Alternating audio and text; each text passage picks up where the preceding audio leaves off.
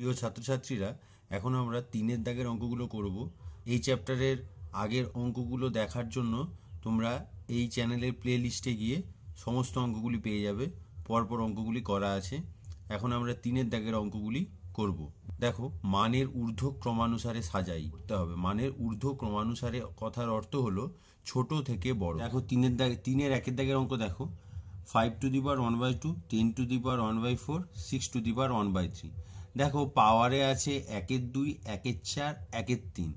দেখো, পাওয়ারে ভগ্নাংশ আকারে থাকলে আমাদের উদ্দেশ্য হবে প্রতিটি ভগ্নাংশের হরে, অর্থাৎ যেখানে 2, 4, 3 আছে এগুলোতে সেম সংখ্যা আনা, অর্থাৎ হরটাকে সেম করা।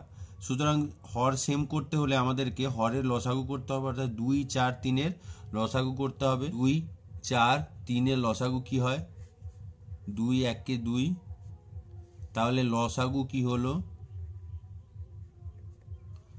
2 গুণ 3, সুতরাং 12। তাহলে আমাদের এখানে প্রত্যেকটি হরে এখানে কি আনতে হবে? 12 আনতে হবে। তাহলে দেখো, 5 to the power 1/2 আছে, তাহলে 1/2-কে যদি নিচে 12 আনতে হয়, হরে 12 আনতে হয়, হলে আমাদেরকে হরে 6 দিয়ে গুণ করতে হবে। অর্থাৎ হরে যদি 6 দিয়ে গুণ করি, তোমরা জানো একটি ভগ্নাংশের হরে যা দিয়ে গুণ করতে হয় লবেও তাই দিয়ে গুণ করতে হয়। অর্থাৎ 1-এর 2-এর সাথে আমরা এখানে কি করব? 6-এর 6 গুণ করব। তাহলে দেখো, পরের লাইনে কি আসছে? 5 to the power 6-এর 12। একইভাবে 10 to the power 1-এর 4 আছে। তাহলে দেখো, 1-এর 4-কে আমরা কি করব? নিচে 4-এর জায়গায় 12 আনবো। অর্থাৎ 1-এর 4-এর সাথে এখানে 12 করতে হলে 4-কে কি দিয়ে গুণ করতে হবে? 3 দিয়ে। তাহলে লবেও 3 দিয়েই গুণ করতে হবে আমাদেরকে। সুতরাং কি হলো? 10 to the power, দেখো, 3-এর 12। এখানেও দেখো 6 to the power 1-এর 3 আছে, তাহলে এখানে 3-কে 12 করতে হবে। অর্থাৎ হরে কত গুণ করতে হবে? 4 গুণ করতে হবে। হরে 4 গুণ করলে লবেও 4 গুণ করতে হবে। সুতরাং দেখো, 6 to the power কি হচ্ছে? 4-এর 12। তাহলে দেখো, এখন প্রত্যেকের হরে 12 চলে এসেছে।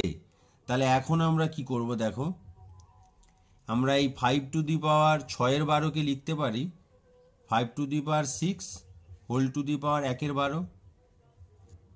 এখানে কি লিখতে পারি আমরা? 10 cube whole to the power 1-এর 12। বুঝতে পারছো? এখানেও কি লিখতে পারি? 6 to the power 4 whole to the power 1-এর 12। দেখো, 5 to the power 6 মানে কত হয়? 6টা 5 গুণ। দেখো, 6টা 5 গুণ করলে কত হয়? 15,625। 10 কিউব মানে কত হয়? তোমরা জানো 1000। আর 6 to the power 4 মানে 1296। তাহলে আমি প্রত্যেকটা গুণগুলো তোমাদের আর করে দেখালাম না। তাহলে দেখো, পাওয়ারে প্রত্যেকের 1-এর 12, পাওয়ারে প্রত্যেকের 1-এর 12, অর্থাৎ ভেতরে এই মানগুলো যার বেশি আছে সে বড়, আর যার কম আছে সে ছোট। তোমরা দেখতে পাচ্ছ এখানে সব থেকে ছোট হচ্ছে 1000। সুতরাং ছোট থেকে বড় হিসাবে সাজালে সবচেয়ে ছোট কি হচ্ছে? 10 to the power 1-এর 4, তারপরে 6 to the power 1-এর 3, তারপরে 5 to the power 1-এর 2। সুতরাং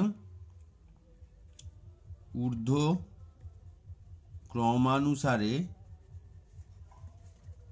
সাজালে হবে কি হবে? দেখো, 10 to the power 1-এর 4, 6 to the power 1-এর 3 R 5 to the power 1-এর 2। আশা করি বুঝতে পেরেছ। দেখো, এরপরে 3-এর 2-এর অঙ্কটা দেখো। এখানে পাওয়ারে আছে 1-এর 3, 1-এর 2, 1-এর 4। তাহলে পাওয়ারে এখানে ভগ্নাংশ আছে। তাহলে আগের অঙ্কটার মতোই আমরা করব, অর্থাৎ হরগুলোকে সেম করব। অর্থাৎ হর এখানে 3, 2, 4 আছে, তাদের লসাগু করব। দেখো, 3, 2, 4-এর লসাগু কি হয়? 3, 2, 4-এর লসাগু দেখো লসাগু হচ্ছে 2 গুণিত 3 গুণিত 2, অর্থাৎ 12। সুতরাং এখানে প্রত্যেকের হরে আমরা কি আনবো? 12।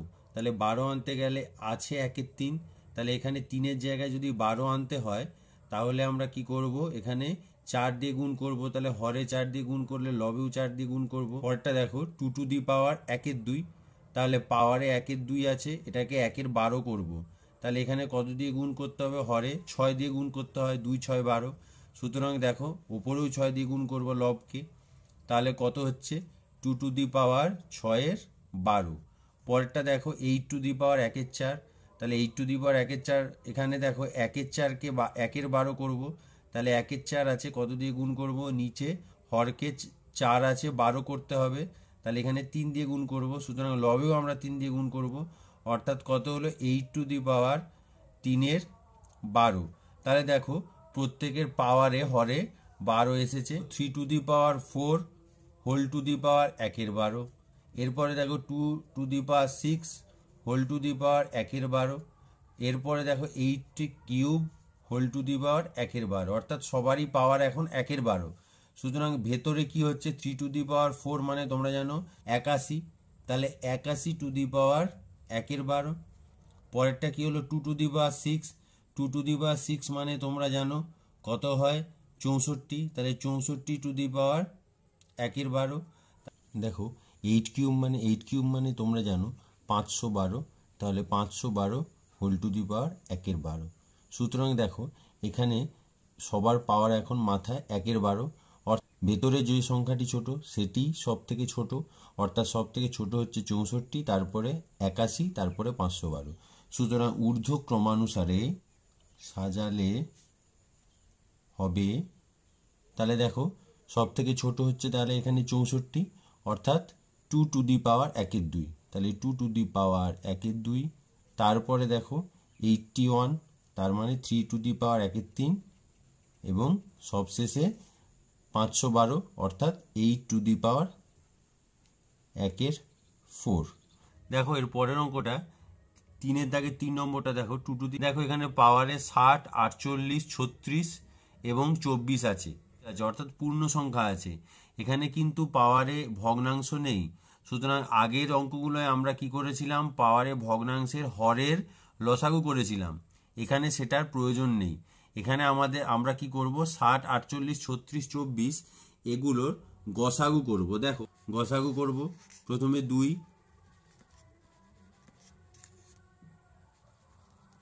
হলো, এরপরে দেখো আবার 2 খাওয়াতে পারি, এরপর দেখো এখানে আমরা এরপরে 2 খাওয়াতে পারবো না, এরপরে আমরা 3 খাওয়াতে পারবো।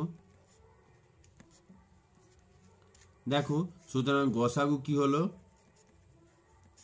দেখো 2 গুণিত 2 গুণিত 3, অর্থাৎ 12। দেখো প্রত্যেকটাতে পাওয়ারে যেটা আছে সেটাকে আমরা 12 দিয়ে ভাগ করব। তাহলে 12 দিয়ে ভাগ করলে 12 দিয়ে আবার গুণ করতে হয়। আচ্ছা এখানেও দেখো 48, তাহলে 48কে 12 দিয়ে ভাগ করব, আবার 12 দিয়ে গুণ করে দেবো। এখানেও দেখো 12 দিয়ে ভাগ করব, আবার 12 দিয়ে গুণ করে দেবো। তাহলে এখানে কত আসছে? 60কে 12 দিয়ে ভাগ করলে 2 টু দি পাওয়ার, এখানে দেখো এখানে 2 টু দি পাওয়ার কত এসছে? 60কে 12 দিয়ে ভাগ করলে 5, অর্থাৎ 2 টু দি পাওয়ার 5 তার হোল টু দি পাওয়ার 12। তাহলে পরেরটা দেখো 3 টু দি পাওয়ার, দেখো 12 4 48, তাহলে 3 to the power 4 whole to the power 12। পরেরটা দেখো 12 3 36, অর্থাৎ 4 cube whole to the power 12। তাহলে দেখো এখানে কত হলো? 2 টু দি পাওয়ার 5 মানে তোমরা জানো 32, তাহলে 32 টু দি পাওয়ার 12। পরেরটা দেখো 3 টু দি পাওয়ার 4 মানে তোমরা জানো 81, তাহলে 81 টু দি পাওয়ার 12। এটা দেখো 4 4 16 4 64, তাহলে 64 টু দি পাওয়ার 12। পরেরটা দেখো 25 টু দি পাওয়ার 12। সব দেখো সবার পাওয়ারে 12। সুতরাং এখানে সব থেকে ছোট কোনটা? 25, তারপরে দেখো 32, তারপরে 64, তারপরে 81, অর্থাৎ ঊর্ধ্ব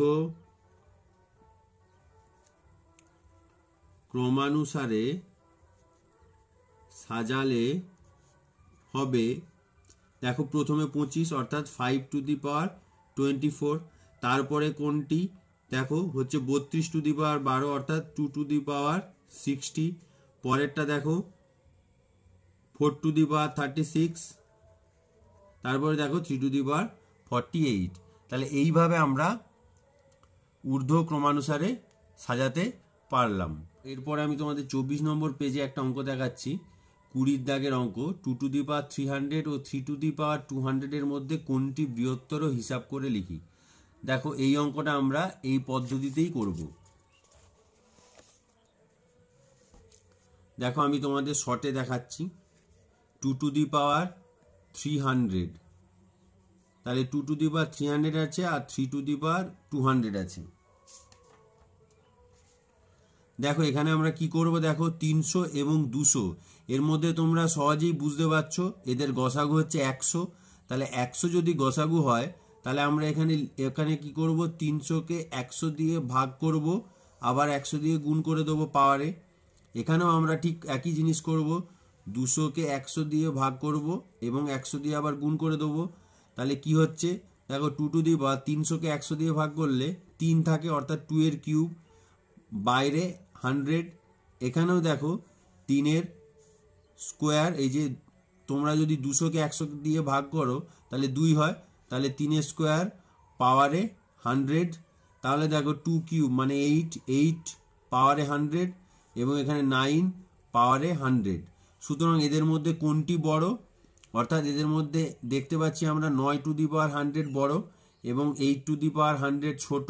সুতরাং এখানে অতএব আমরা উত্তর কি লিখব, 3 to the power 200 is greater than 2 to the power 300। দেখো এই অঙ্কটা তোমরা বুঝতে পেরেছো, এটা তোমাদের উদাহরণের অঙ্ক থেকে আমি করালাম, এটা ইম্পর্টেন্ট অঙ্ক তাই আমি করিয়ে দিলাম।